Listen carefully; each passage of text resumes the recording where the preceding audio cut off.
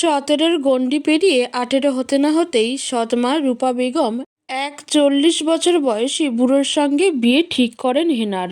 আফজাল সাহেব আপন বাবা হয়েও তিনি চুপ। রূপাকে তিনি ভালোবাসেন, তার কথাতেই উঠবস করেন। তাই এতেও না করেননি। হেনা অনেক কান্না করেছে, পায়ে পড়েছে শুধুমাত্র বিয়েটি থামিয়ে দেওয়ার জন্য, কিন্তু বিয়ে তো থামায়নি, উল্টো বেতের ঝাড়ু দিয়ে আধ ঘন্টা মতো আহার করেছে তাকে। রুমের কোণে বধূবেশে চুপটি করে বসে আছে হেনা, চোখ বেয়ে অসংখ্য অশ্রুকণা বিরতিহীন ভাবে পড়ে চলেছে। মার খাওয়ার ফলে আরো দুর্বল হয়ে পড়েছে। অবশ্য এই নতুন কিছু নয়, প্রতিদিনই কোনো না কোনো বাহানায় রূপা বেগমের মার খেয়ে আসছে সে। কিন্তু সে তো এটা ভাবেনি যে ১৮ বছর পা রাখতেই তার মা এইভাবে তার বাবার বয়সী একজনের সঙ্গে তার বিয়ে ঠিক করবে। হাসনা হেনা নূর, আফজাল সাহেব আর আফিয়া বেগমের একমাত্র মেয়ে। দুর্ভাগ্যবশত আফিয়া বেগম হেনার ৬ বছর হতে না হতেই ক্যান্সারে মারা যান। আর আফজাল সাহেব মেয়ের দেখাশোনা করার জন্য হেনার ৭ বছর বয়সেই রূপা বেগমকে বিয়ে করেন। রূপা আর আফজালের কোনো সন্তান নেই, কিন্তু সৎমা তো আর আপন হয় না। অত্যাচারে অত্যাচারে বড় হয়েছে হেনা, কিন্তু এত বড় চমক সে পাবে এটা কখনো কোসমিন কালেও কল্পনা করেনি সে। হঠাৎ দরজায় কেউ ধাক্কা দিলে কেঁপে ওঠে হেনা। চোখ মুছে আস্তে করে দরজার দিকে এগিয়ে গেল। দরজার কাছে যেতেই কেউ একজন বলল, হেনা, আমি তোর ফুপি। হেনার মুখে যেন আধার মিলিয়ে আলো নেমে এলো।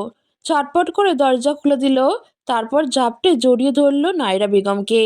কাঁদতে কাঁদতে বলল, আমি এই বিয়ে করতে চাই না ফুপি, প্লিজ তুমি আমার এখান থেকে নিয়ে চলো, প্লিজ। আমি ওই বুড়োকে বিয়ে করব না, আমায় বাঁচাও তুমি। হেনা মা, চিন্তা করিস না, তোকে নিয়ে যেতেই এসেছি। হেনার মুখ জ্বলজ্বল করে ওঠে। সত্যি তুমি আমায় নিয়ে যাবে ফুপি? হ্যাঁ হ্যাঁ, শোন, তুই একদম কাঁদবি না, বুঝেছিস? একদম কাঁদবি না। তুই কাঁদলে আমার একদম ভালো লাগে না, বুঝলি? হেনা কিছু বলে না। নায়রা বেগম বললেন, চিন্তা করিস না, আমার উপর ভরসা রাখ, এখন আসছি। কোথায় যাচ্ছ ফুপি? কোথাও যাচ্ছি না, আমি আসছি। নায়রা বেগম চলে যায়। নায়রা বেগমের কথার ভরসা পেলেও আবার কান্নায় ভেঙে পড়ে। কি করবে সে এখন? ওই লোকটার সাথে বিয়ের পিঁড়িতে বসবে? কিছুতেই না। বাবার বয়সী লোকের সাথে বিয়ে ঠিক করেছে রূপা বেগম। ছি ছি ছি, এতটা নির্লজ্জ আর পাষাণ কে হতে পারে? হেনা বারবার মাকে স্মরণ করছে। মা গো, কেন আমায় ফেলে চলে গেলে তুমি? দেখো, আজ তোমার অনুপস্থিতিতে আব্বুর স্ত্রী আমায় বুড়ো লোকটার সঙ্গে বিয়ে দিয়ে দিচ্ছে। তুমি কেন আমায় ফেলে চলে গেলে বলো? আমি যে এই কষ্ট আর নিতে পারছি না। হেনা, বেরিয়ে আয়, বেরিয়ে আয় বলছি, নাহলে দরজা ভেঙে টেনে বার করব তোকে। রূপা বেগমের কথায় আবারও চমকে উঠল হেনা। প্রায় সন্ধ্যা ঘনিয়ে এসেছে। কিছু না খাওয়ার ফলে আরো দুর্বল হয়ে পড়েছে হেনা, কিন্তু দরজা সে খুলবে না। সে কিছুতেই ওই লোকটার সঙ্গে বিয়ের পিঁড়িতে বসবে না। কিন্তু রূপা বেগম ধমক দিয়েই যাচ্ছেন। হেনা, কি হলো, শুনতে পাচ্ছিস না? বেরিয়ে আয় বলছি। মুখ পুরি, বেরিয়ে আয়, না হয় আজ তোর একদিন কি আমার একদিন। হেনা কেঁদে ফেলল। ফর্সা মুখ টুকটুকে লাল আকার ধারণ করেছে। এদিকে আফজাল সাহেবও এসে যোগ দিলেন।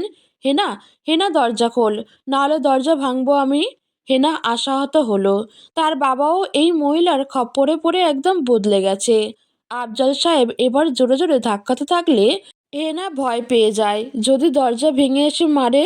হেনা গিয়ে দরজা খুলে দেয়। রূপা বেগম বললেন, বাহ, আমার মেয়েটাকে তো দারুণ লাগছে, খুব সুন্দর লাগছে।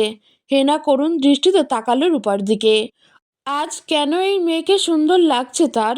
অন্যদিন হলে তো মুখ পুরি ছাড়া কথাই বলে না, আজ কি মুখ পড়িনি তার?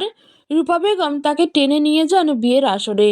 হেনা এদিক ওদিক ফিরে নায়রা বেগমের উপস্থিতি বোঝার চেষ্টা করছে, কিন্তু কোথাও নায়রা বেগমকে দেখতে পায় না হেনা। এতে সে আশাহত হয়। ভেঙে পড়ে হেনা, কাঁদতে থাকে নিশ্চুপে। সেই লোকটার দিকে তাকাতেই তার আশাগুলো চুরমুর করে ভাঙতে লাগলো। রুহু যেন এক্ষুনি বেরিয়ে যাবে।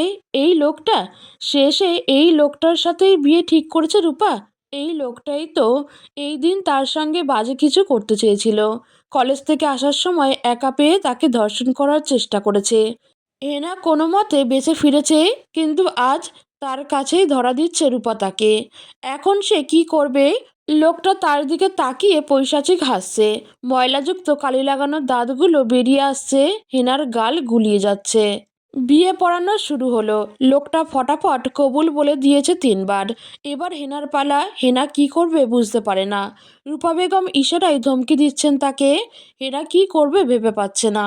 কাঁদতে লাগলো নিঃশব্দে। কি করবে সে এখন? এই লোকটাকে বিয়ে করলে তার জীবন শেষ হয়ে যাবে। হঠাৎ তার আশার আলো জাগিয়ে নায়রা বেগম প্রবেশ করেন সেখানে। রূপাকে ধাক্কা দিয়ে সরিয়ে হেনাকে তুলে বুকে জড়িয়ে নেন। রূপা কপট রাগ দেখিয়ে বলল, এসব কি আপা? এই শুভ সময়ে তাকে এভাবে টেনে তোলার মানেটা কি? নায়রা বেগম আঙুল দেখিয়ে শাসিয়ে বললেন, চুপ, একদম চুপ। জাহান্নামে যাক তোর এই শুভ সময়। লজ্জা করে না? এইটুকুন একটা মেয়েকে তার বাপের বয়সী লোকের সঙ্গে বিয়ে দিচ্ছিস? তোর সাহস কি করে হয়? দেখুন আপা, এভাবে আমার বাড়ি এসে আমার সঙ্গে এভাবে কথা বলতে পারেন না আপনি। আরে শর্ত তুই? তুই কোন সাহসে হেনাকে এই চরিত্রহীন বুড়োটার সঙ্গে বিয়ে দিচ্ছিস? টাকার জন্য? বেয়াদব! তোর সাহস দেখে আমি অবাক না হয়ে পারছি না। দেখুন আপা, ও আমার মেয়ে। ওর সঙ্গে আমি যা খুশি করব। আপনি এতে নাক না গলালেই হয়। এবার নায়রা বেগম এগিয়ে এসে ঠাস করে চড় বসিয়ে দেন তার গালে। রূপা বেগম যার পরনায় অবাক হলেন। আফজাল সাহেব রেগে এসে বললেন, আপা, এভাবে তুমি সবার সামনে আমার স্ত্রীর গায়ে হাত তোলার সাহস কোথায় পেলে? তুই চুপ কর। তোর বউ কিভাবে সাহস পায় আমার মেয়েকে এই বুড়োর হাতে তুলে দেওয়ার? আর তোর কিভাবে দিল এসব করতে? বিবেকে বাঁধলো না নিজের মেয়ের সাথে এমন করতে? দেখো আপা, আমরা ওর মঙ্গলের জন্যই এসব করছি।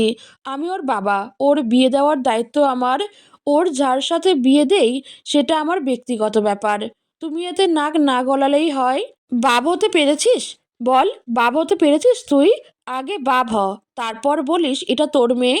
তুই যদি ওর বাপই হোস, তাহলে এসব কি করে করতে পারলি?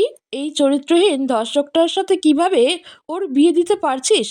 আফজাল সাহেব চুপ মেরে গেলেন। নায়রা বেগম এই লোকটার দিকে থুতু ছুঁড়ে বলল, যা শালা লম্পট, এক্ষুনি নিজের দলবল নিয়ে বেরিয়ে যা। আর কখনো যদি হেনার দিকে ফিরেও তাকাস তোর চোখ খুবলে নেব আমি। যা বেরিয়ে যা, না হলে ঘাড় ধাক্কা দিয়ে বের করব তোকে। লোকটি ঘৃণিত দৃষ্টিতে হেনা আর নায়রা বেগমের দিকে চেয়ে থাকে। নায়রা বেগম এবার রেগে তার সঙ্গে আসা কিছু ছেলেকে আদেশ দেয় তাকে বের করে দেওয়ার জন্য। তারা তাই করে।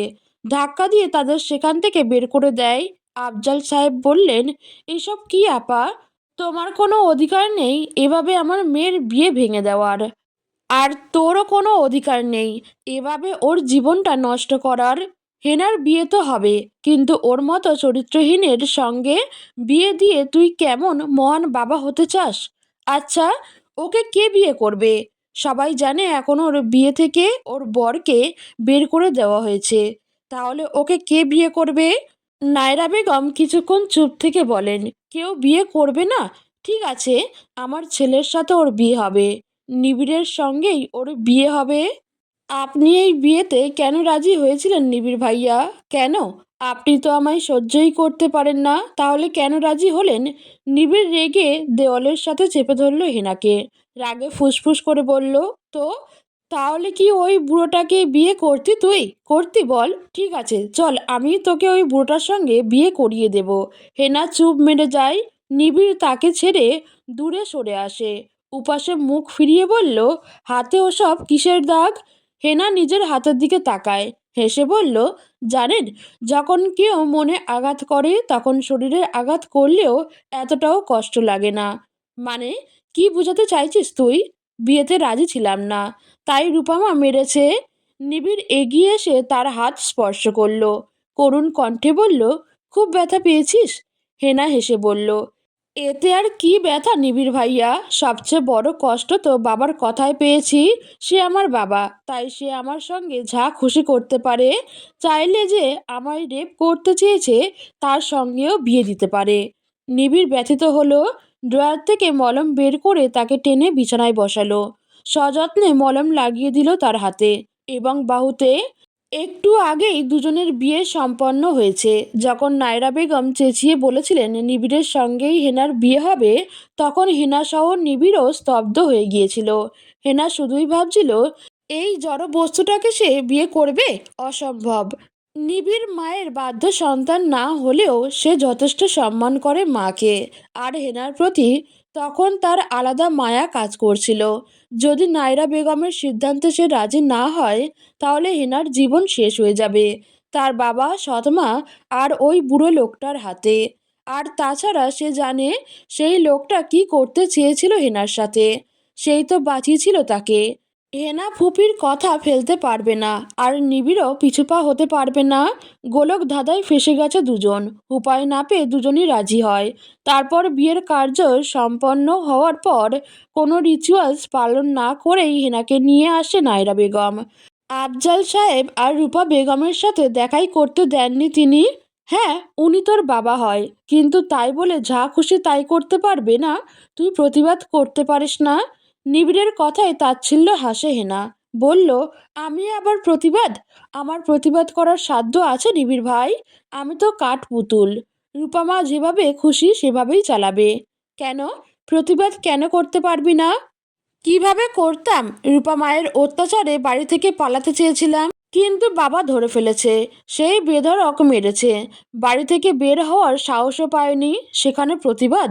রূপা মা আর বাবা তো আমাকে মেরেই ফেলবে। নিবিড় গোপনে দীর্ঘশ্বাস ফেলল। যদিও সে জানে কি পরিমাণ সাফারে ছিল হেনা। মলম লাগিয়ে তার নির্দিষ্ট স্থানে রেখে হেনার দিকে তাকালো। হাত ভাঁজ করে দাঁড়িয়ে বলল, শোন, তুই এখনো ছোট। 17 বছর এখনো শেষ হয়নি। 18 হতে আরো 2 মাস বাকি। তাই এসব নিয়ে ভাববি না। বিয়ে টিয়ে এসব মাথা থেকে ঝেড়ে পড়ায় মন দে। জানুয়ারিতেই কলেজে ভর্তির সব ব্যবস্থা করব। বুঝেছিস? হেনা অবাক হলো। পড়াশোনার প্রতি তার আগ্রহ বেশি। কোনো মতে বাবাকে মানিয়ে সৎ মায়ের পায়ে পড়ে এসএসসি দিয়েছে। ভেবেই নিয়েছিল তার আর কলেজ পড়া হবে না। কিন্তু নিবিড়ের কথা শুনে যার পরনায় অবাক হলো। আর নিবিড়ের প্রতি কিছুটা শ্রদ্ধা কাজ করলো। হেনা বলল, সত্যিই আমি কলেজে পড়তে পারবো? কেন পারবি না? আমি তো আশা করিনি। আচ্ছা, একেই বলে পড়াচোর। পড়বি না তাই তো? ওখানে হয়তো পড়াশোনার ধারে কাছে ছিলিস না, কিন্তু এখন আর এসব হবে না। পড়া ফাঁকি দেওয়া যাবে না। হেনা হেসে ফেলল। নিবিড় মুচকি হেসে চেয়ে রইল তার দিকে। হেনা বলল, আপনি আসলেই আমায় অনুমতি দিচ্ছেন? কারণ আমি জানতাম আপনি এমন না। আমার প্রতি তো আপনার কোনো মায়া থাকার কথা না? নিবিড় গম্ভীর গলায় বলল, মায়ার কথা এখানে আসছে না হেনা। যেহেতু এখন তুই আমাদের ফ্যামিলিতে এসেছিস, তোর প্রতি যেই দায়িত্বটা আছে সেটা তো পালন করতেই হবে, তাই না? সেটাই পালন করছি। শুধুই দায়িত্ববোধের জন্য? নিবিড় কিছু বলে না। হেনা আবারও প্রশ্ন করতে উদ্যত হলো। নিবিড় বলে, এত কিছু এখন মাথায় রাখিস না। যা ঘুমিয়ে পড়, এমনিতে অনেক ধকল গেছে তোর উপর। হেনা উঠে দাঁড়াতেই মাথা চক্কর দিয়ে উঠল। ঘুরে পড়তে নিলেও নিজেকে সামলে নিল। কিন্তু তা ক্ষণিকের জন্য। চোখে আঁধার নেমে এলো। হঠাৎ ব্যালেন্স হারিয়ে পড়তে নিলেই নিবিড় বুঝে ফেলে আর দ্রুত ছুটে এসে তাকে ধরে ফেলে। চিন্তিত স্বরে ডাকতে লাগলো তাকে, হেনা, এই হেনা, কি হলো তোর? ওঠ, ওঠ বলছি হেনা। নিবু নিবু নেত্রপল্লব দ্বারা চারপাশটা অবলোকন করলো হেনা। নিজেকে বিছানায় আবিষ্কার করলো। সব কিছু কেমন যেন আধার আধার লাগছে। কিছুক্ষণ পর সেই ভাবটা কমে এলে দেওয়াল ঘড়ির দিকে নজর আটকালো। 8টা বাজছে। বাম পাশে ফিরতেই নিবিড়ের ক্লান্ত ঘুমন্ত মুখখানা নজরে এলো। বিছানায় মাথা রেখে ঘুমিয়ে আছে। ধরফরিয়ে উঠে বসতে নিলেই নিবিড়ের ঘুম ছুটে যায়। সে দ্রুত উঠে বলল, হেনা, তুই ঠিক আছিস?